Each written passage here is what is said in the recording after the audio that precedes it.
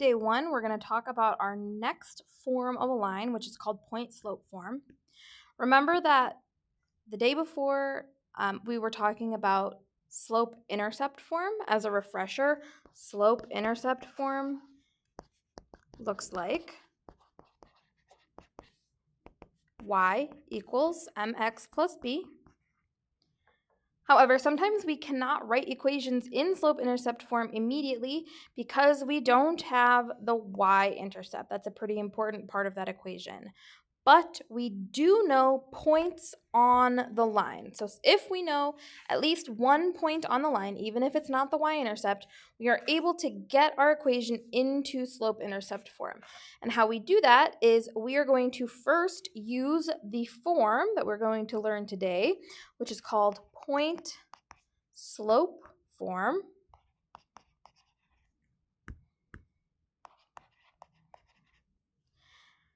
And once we are in point-slope form, then we should be able to write our equation in slope-intercept form.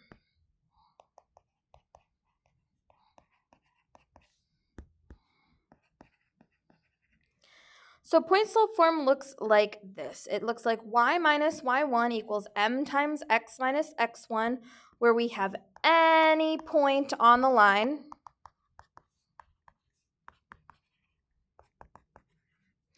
And we call that point x1, comma, y1. Now, if we remember, m is our variable that we use for slope. And then we have two other parts that we fill in, the x1 and the y1 parts. That very first y and that very first x, those always are going to stay as a y and an x. So the only things that we plug in are y1, m, and x1. So we have some steps to write an equation in slope-intercept form if the y-intercept is unknown. So step 1, we are going to have to find the slope. Sometimes math will be generous and it will give us the slope already. Sometimes we have to use our equation to find slope, which is one of these equations that you should have memorized. That equation looks like m equals, m for slope, y2 minus y1 over x2 minus x1.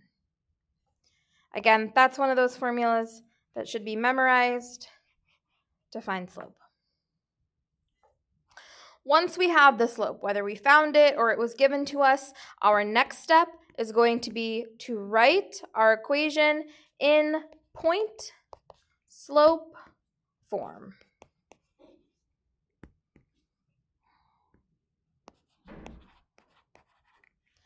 Point-slope form of our equation, again, let me refresh our memories, looks like y minus y1 equals m times x minus x1.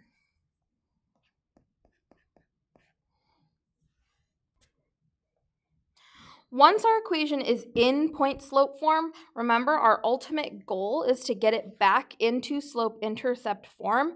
If I think about the way that slope-intercept form looks, the good thing about it is that it always says y equals mx plus b.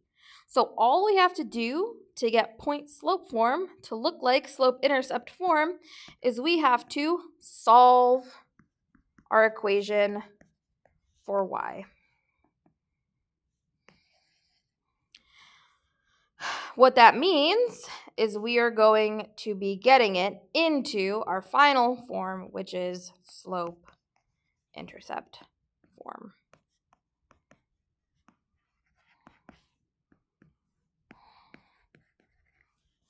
Which again, as a refresher, looks like y equals mx plus b. So those are our 3 steps. Find the slope, take our slope and a point and write it in point-slope form, and then solve for y in order to get to slope-intercept form. So let's start off easy. Let's start with some problems where we're given a point and we're given a slope. So in letter A, I have the point 6, negative 4. I'm going to label this point as x1, y1. And I have my slope of 2/3. So I do y minus y1, which is a -4. I'm going to put that in parentheses, equals m, our slope, which is 2/3, times x minus x1, which is 6. Now that's pretty much done. However, I can always simplify if I have a double negative. So let's just simplify this really quickly to y plus 4 equals 2/3 x minus 6. So that's step 1. Write it in point slope form. I'm good to go there. Now step 2 is my ultimate goal, to get it into slope-intercept form, aka solve for y.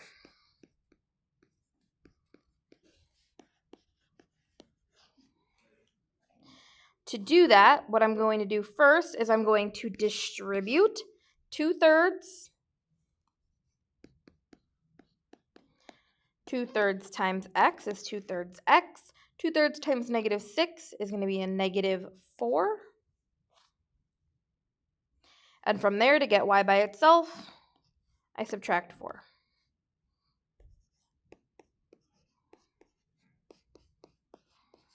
Y equals 2/3 x minus 8 is my final answer in slope-intercept form. Again, now we can see -8, that's my y-intercept.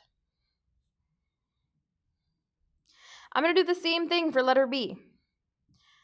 This line passes through the point -3, 9, so I'm going to label this as my x1, y1, and I'm going to use my slope of -2. So if I use that first point as x1, y1, this first step of point slope form will look like y minus 9 equals my slope, -2, times x minus -3. Again, remember, if I have a double negative, I can simplify that. So y minus 9 equals -2 times x plus 3. Good, that's step 1. Now I'm in point slope form. To finish it off, I solve for y. The first thing I'm going to do is distribute my -2. -2x minus 6. And then I'll add 9 to both sides to get y by itself, minus 2x plus 3. And that's slope-intercept form. If you would like, you could go ahead and do C by yourself. We're going to move on to the next section. Now, the difference in these problems is that I don't have the slope. So if you think about our 3 steps that we talked about before, if I don't have the slope, step 1 is find the slope. So in number 1, what I have to do first is find my slope. My equation for slope, if you forgot already, is m equals y2 minus y1 over x2 minus x1. I'm going to go ahead and plug in my x1, y1 and x2, y2.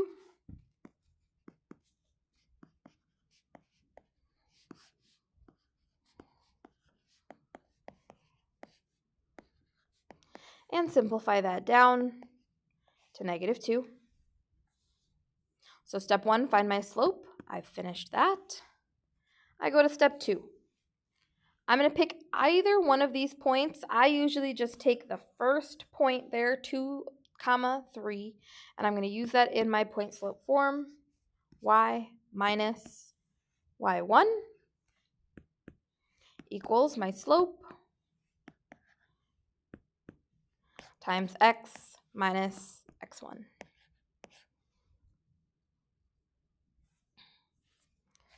Nothing to simplify there, so I go immediately to step 3, which is to solve for y to get slope-intercept form. I'm going to distribute first, and then add 3.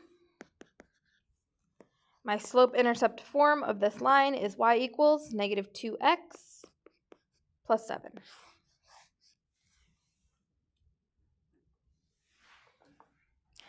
I'm going to do the same thing for letter B. Following these same 3 steps, number 1, I start with finding the slope. I will do y2 minus y1 over x2 minus x1.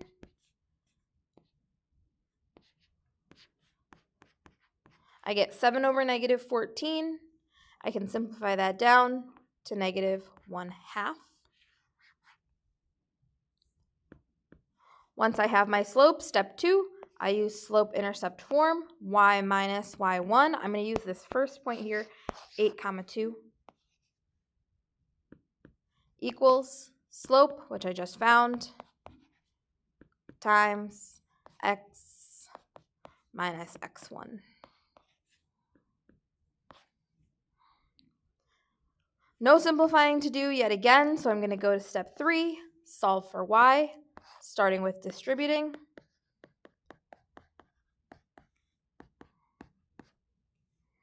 And then adding 2.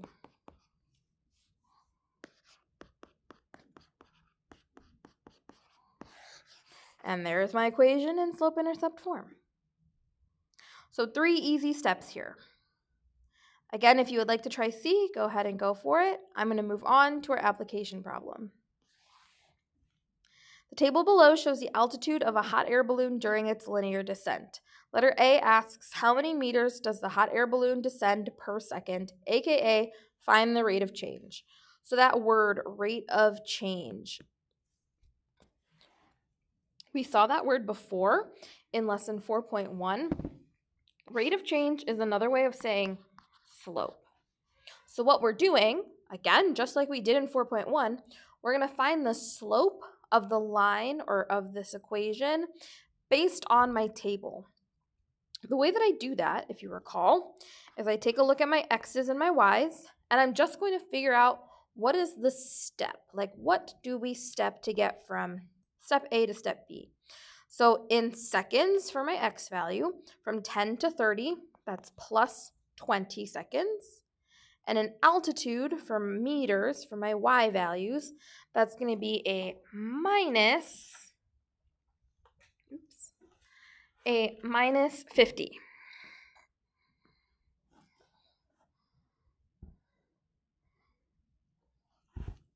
So I take those two values, negative 50 meters over 20 seconds, and I can simplify that fraction. That fraction simplifies to negative 5 over 2.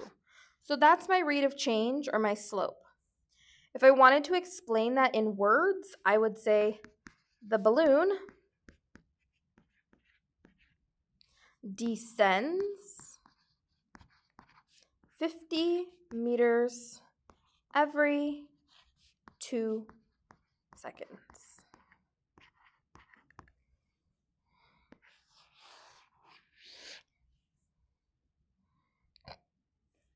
Letter B. At what height did the balloon start its linear descent?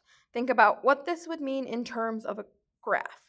Well, if I'm looking at a graph and I want to think about, okay, where does my graph start?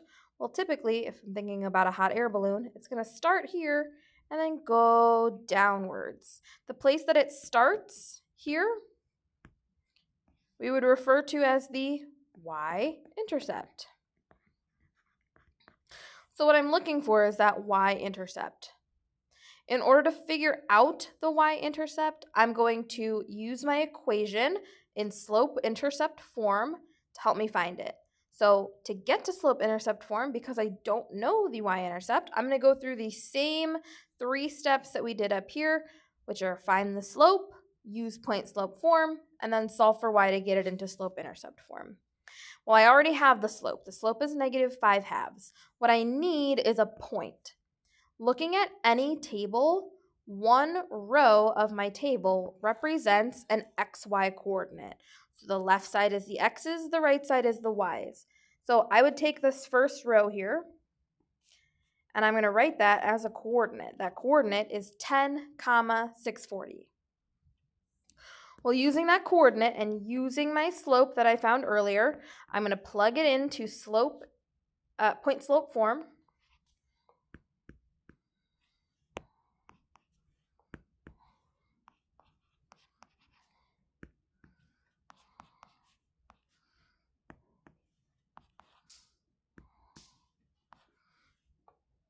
And now that it's in point slope form, remembering my goal is to figure out what the y-intercept is, I'm going to solve this for y in order to get slope-intercept form and find that intercept.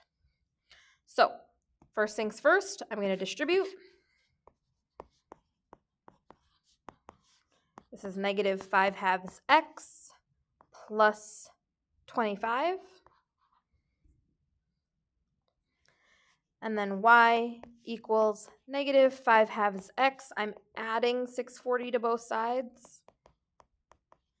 So plus 665. So there's my equation in slope-intercept form. So if letter B asks, at what height did the balloon start its linear descent? I'm looking at my y-intercept, and I would say the balloon started descending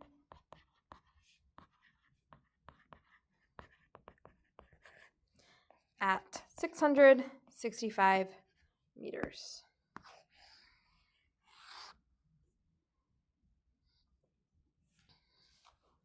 All right, last question, letter C. Write an equation in slope-intercept form that models the balloon's linear descent.